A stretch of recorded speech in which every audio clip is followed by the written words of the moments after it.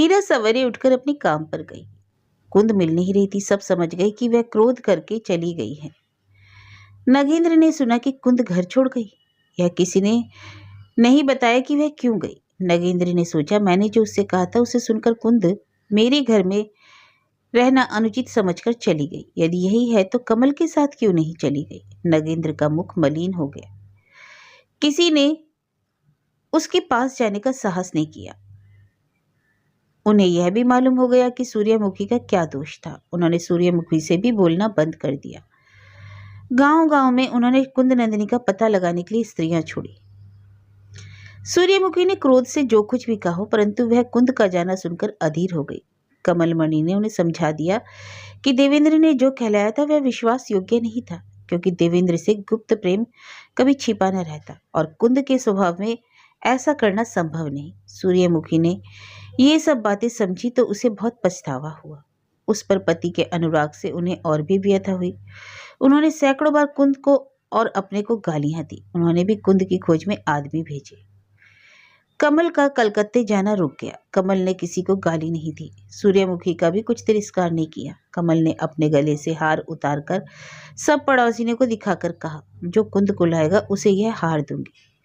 हीरा यह देख सुन रही थी, परंतु कुछ बोली नहीं। कमल के हार को देखकर उसे लालच आया, परंतु उसने अपने लोभ को दबा लिया। दूसरे दिन कुंद और हीरा बिछौना बिछाकर सोई। कुंद और हीरा दोनों को नींद न आई। कुंद अपने दुखी मन से जागती रही और हीरा अपने मन के सुख दुख से जागती रही। वह भी कुंद की तरह बिछौने पर लेटकर चिंता करती रही। वह जिस चिंता में थी वह मुंह से कहने योग्य नहीं था, वह गुप्त थी। हीरा, छी छी, तेरा मुंह देखने में इतना खराब नहीं, फिर यह हृदय में इतना छल कपट क्यों? क्या विधाता ने उसे धोखा क्यों दिया? विधाता ने उसे धोखा दिया है तो वह भी सबको धोखा देना चाहती है। यदि हीरा सूर्यमुखी के आसन पर बैठा दी जाती तो क्या यह छल कपट होता?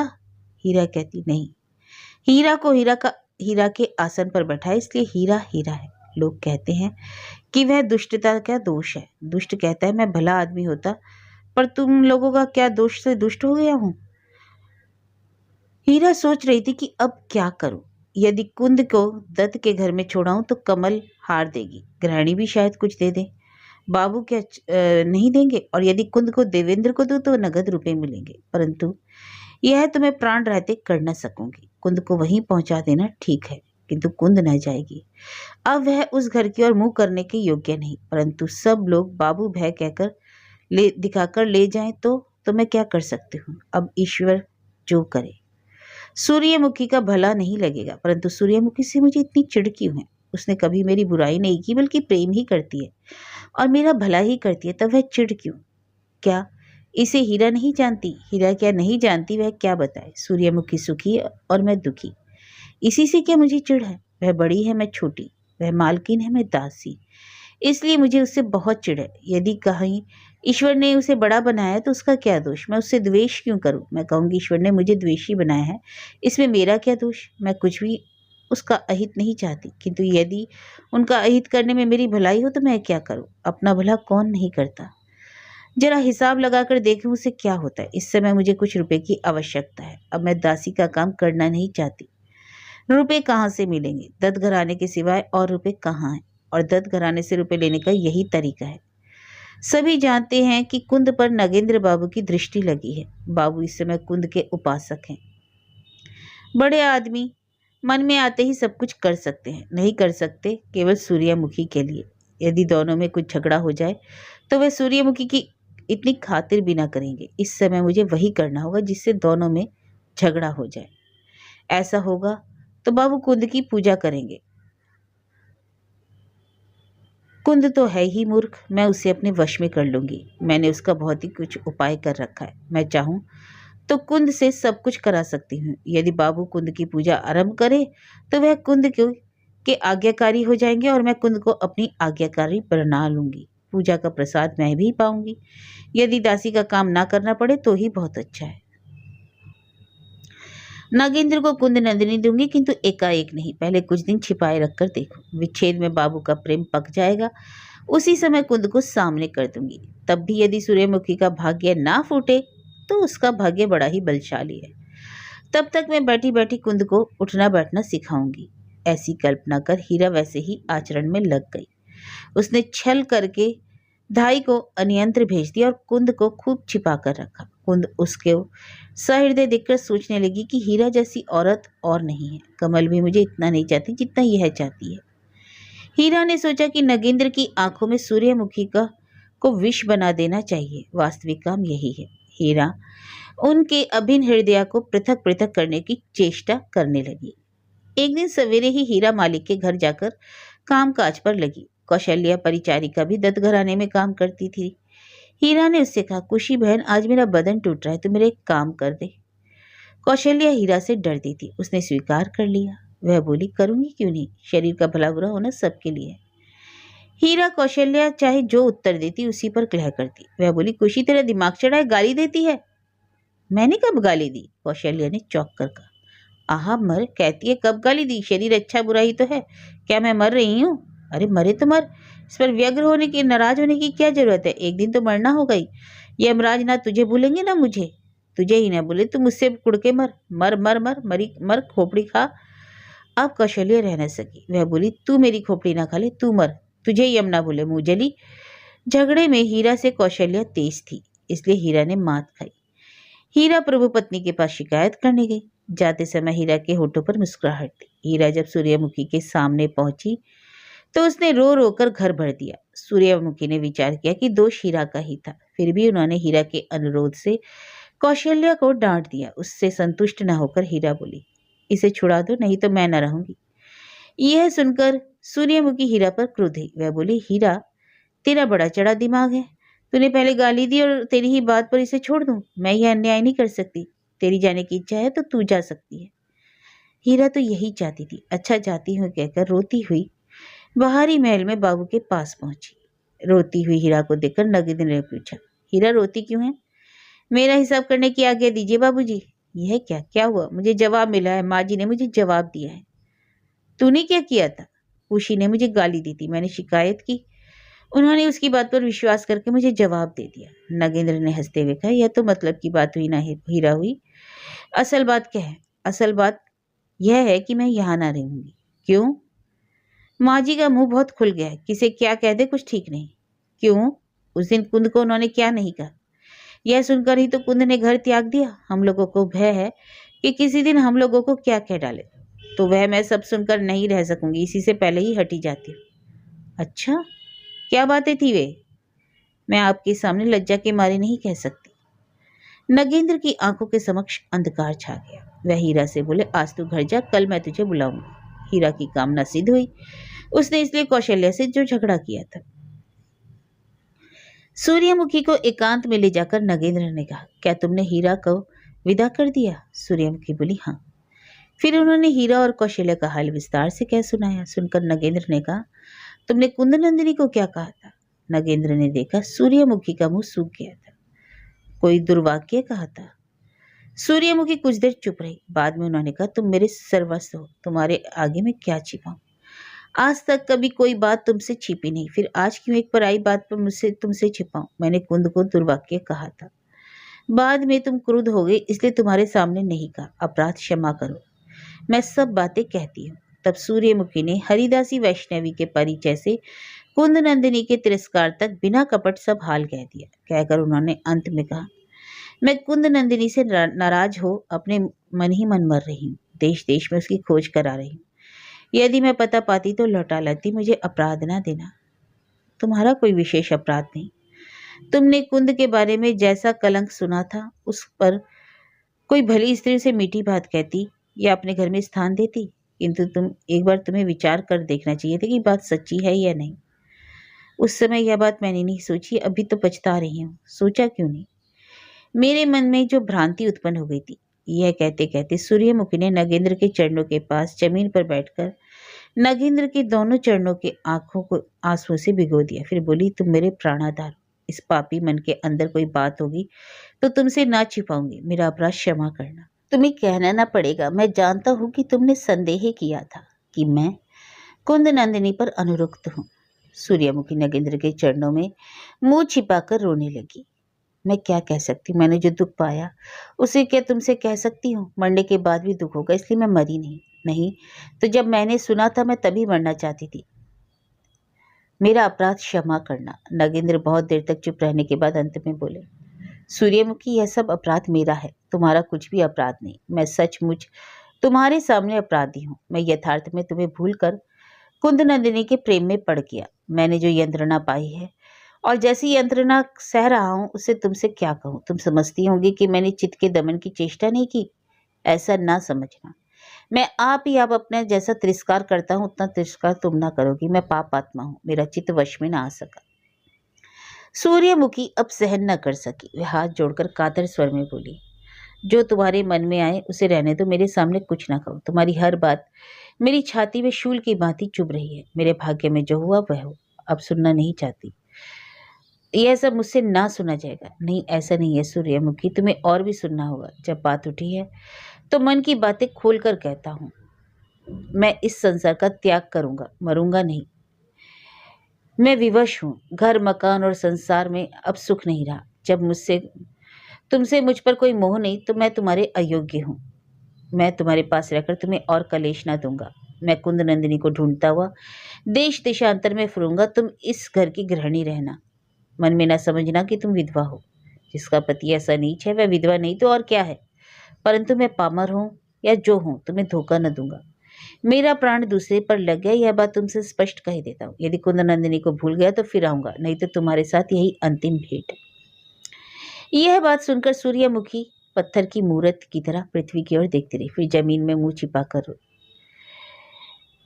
नगेंद्र की ओर देखते ही उसका दिल फटा जा रहा था कि जैसी प्रभु की इच्छा। नहीं नगेंद्र, तुम्हारे मरने से सूर्यमुखी ना बचेगी, किंतु अब तुम्हारा मरना ही अच्छा था। थोड़ी देर सूर्यमुखी उठ बैठी। उसने स्वामी के पैर पकड़कर कहा, तुमसे एक भिक्षा मांगती हूँ। वह क्या? केवल 1 महीना घर में और रहो। इस बीच अगर कुंद नंदिनी ना मिले तो देश त्याग देना, मैं तुम्हें नहीं रोकूंगी। नगेंद्र चुपचाप बाहर चले गए। उन्होंने 1 महीना रहना स्वीकार किया। सूर्यमुखी भी समझ गई कि वह नगेंद्र के जाते हुए देख रही थी। सूर्यमुखी ने मन में कहा, हे मेरे सर्वस्व, मैं तुम्हारे घर से निकल जाने पर प्राण दे सकती हूँ। तुम पापिनी सूर्यमुखी के लिए देश त्याग दोगे, घर त्याग दोगे? तुम बड़े हो। हीरा की नौकरी गई, परंतु दत्त घराने से उसका संबंध बना रहा। उस घराने के समाचार के लिए वह हमेशा व्यस्त रहती थी। वहां के लोगों के से मिलने पर वह वहां का नाम करती और वह जान लेती कि सूर्यमुखी के प्रति नगेंद्र का भाव अब कैसा है। एक दिन एक झगड़ा खड़ा होने की संभावना हुई। देवेंद्र का हीरा का परिचय देने के समय मालती हीरा के घर अधिक आने लगी थी। एक दिन अकस्मात मालती ने आकर एकाएक खिड़की खोलकर किवाड़ ढकेल दिए। उसने देखा कि किवाड़ भीतर से बंद है। वह समझ गई कि अंदर कोई है। मालती ने हीरा से कुछ नहीं कहा, परंतु मन में सोचने लगी कि वह आदमी कौन है। सोचा शायद कोई भद्र पुरुष हो। इस बात का उसने मन में कोई स्थान नहीं दिया। उसके मन में संदेह हुआ कि शायद कुंद वहां हो। कुंद के गायब होने की बात मालती ने सुनी थी। अब उसने संदेह दूर करने के लिए शीघ्र ही उपाय किया। हीरा बाबू के घर से एक हिरण का बच्चा लाई थी। वह वहां बंधा रहता था। एक दिन मालती उसे खिला रही थी और उसने हीरा के अनजान में उसका बंधन खोल दिया। हिरण का बच्चा छूटते ही भागा। हीरा उसे पकड़ने गई। हीरा दौड़ गई तो मालती व्यग्र भाव से उसे बुलाने लगी, हीरा, अरे ओ हीरा। हीरा के दूर जाने पर मालती सिर पकड़कर रो उठी। ए माँ, हीरा, हीरा, तुम्हें क्या हो गया? यह कहकर रोती हुई वह कुंद के दरवाजे पर आ गई। ओ कुंद, कुंद, शीघ्र बाहर आ, देखो हीरा को क्या हो गया। कुंद ने घबराकर दरवाजा खोल दिया। मालती उसे देखकर हंसी और भाग गई। कुंद ने दरवाजा बंद कर दिया। कहीं हीरा क्रुद्ध ना हो, इसलिए कुंद ने हीरा से कुछ नहीं कहा। मालती ने देवेंद्र को यह समाचार दिया। देवेंद्र ने स्थिर किया कि वह स्वयं हीरा के घर जाकर निर्णय करेंगे, इस पार या उस पार। परंतु उस दिन रात कुछ अधिक हो गई थी, इसलिए कुछ ना कर सके। दूसरे दिन जाने का उन्होंने विचार किया। कुंद अब पिंजरे की चिड़िया थी। सूर्यमुखी ने तो उसे घर से निकाल ही दिया था, किंतु उस लज्जा के स्रोत के साथ प्रेम का स्रोत भी आकर मिल गया था। परस्पर की चोट से प्रेम प्रवाह बह गया था। बड़ी नदी में छोटी नदी डूब गई थी। सूर्यमुखी का किया अपमान धीरे धीरे समाप्त होकर नगेंद्र ही अब उसके मन में था। धीरे धीरे कुंद पश्चाताप करने लगी कि मैं क्यों घर छोड़कर चली आई। 2 बातें सुनने में मेरी क्या हानि थी। मैं नगेंद्र को देखती तो थी, अब तो एक बार भी उन्हें देख नहीं पाती। तब क्या मैं फिर लौट कर उस घर में जाऊं? यदि वह मुझे निकाल दे तो जाऊं, किंतु बाद में यदि कोई फिर निकाल दे तो? कुंदनंदिनी अपने मन ही मन सोचा करती। दत्त के घर लौट जाना ठीक है या नहीं, किंतु यह विचार अधिक करना ना पड़ा।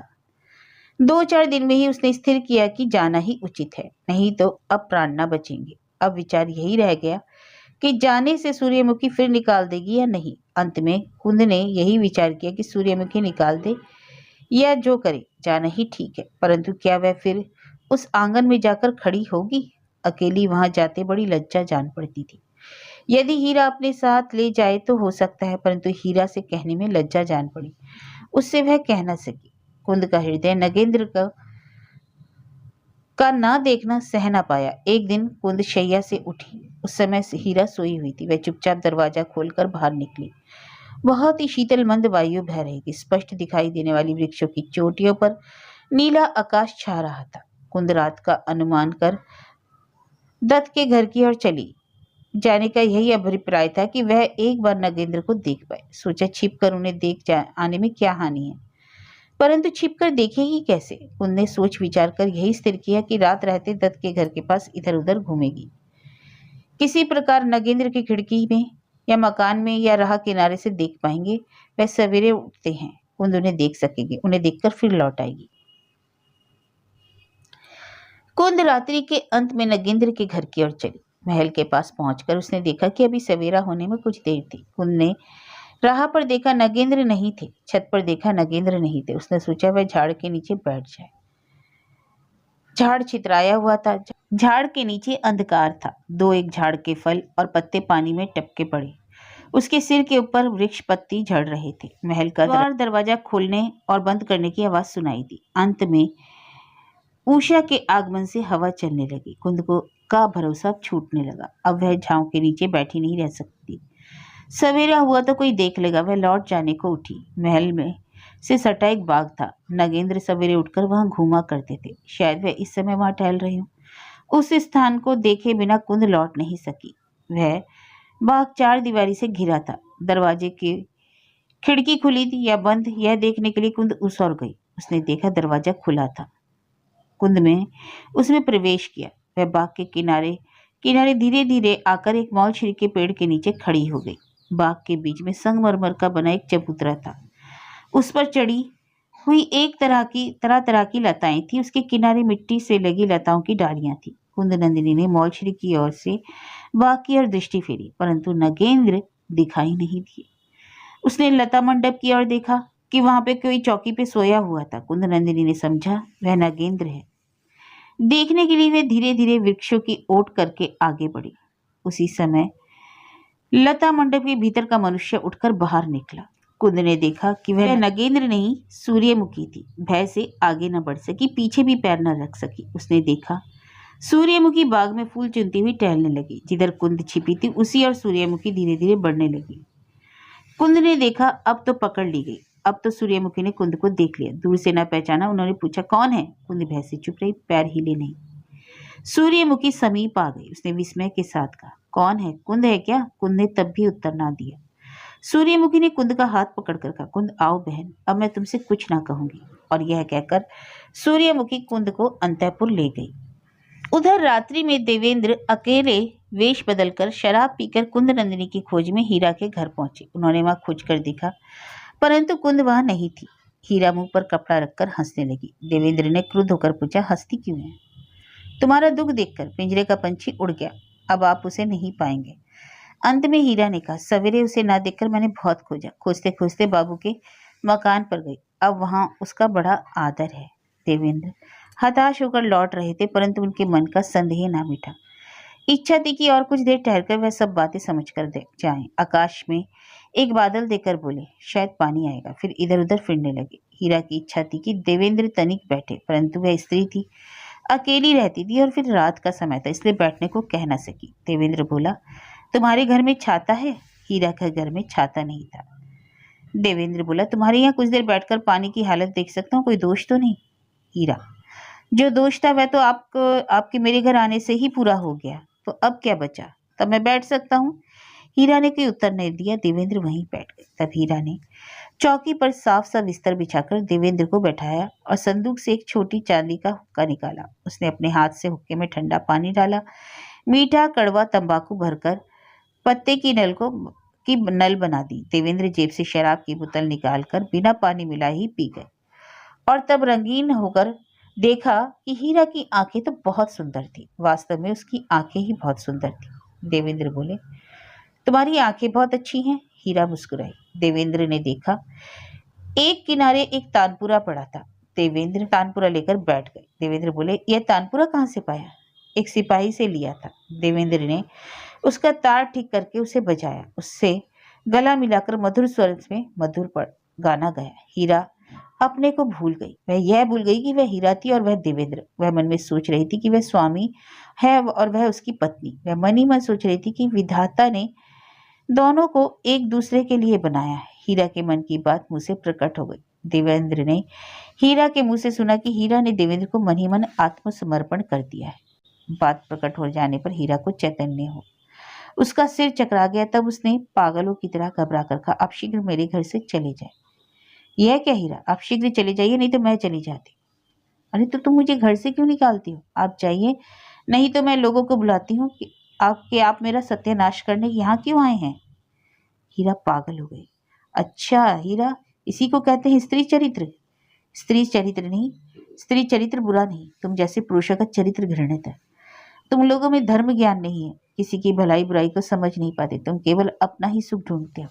तुम इसी चेष्टा में रहते हुए कि कैसे किसी स्त्री का सर्वनाश कर सको, नहीं तो तुम मेरे घर में क्यों बैठते? क्या तुम मेरा सर्वनाश करने आए हो? क्या तुमने मुझे कुलटा समझा? तुम किस साहस से यहाँ बैठे? मैं कुलटा नहीं हूँ, हम दुखी लोग हैं, मेहनत करके खाते हैं। देवेंद्र की भौहें तन गई। यह देखकर हीरा प्रसन्न हुई। वह सिर झुकाकर देवेंद्र की ओर देखकर कोमल स्वर में बोली, प्रभु, मैं आपके रूप गुण को देखकर पागल हो गई थी, परंतु मुझे कुलटा ना समझिए। मैं आपको देखने से ही सुखी हूँ। आपने मेरे घर पे बैठना चाहा, मैंने मना नहीं किया, परंतु मैं अबला स्त्री हूँ। मेरे मना ना कर सकने पर भी क्या आपका बैठना उचित था? आपने इसी बहाने घर में प्रवेश कर मेरे सर्वनाश की चेष्टा की। अब आप यहाँ से जा सकते हैं।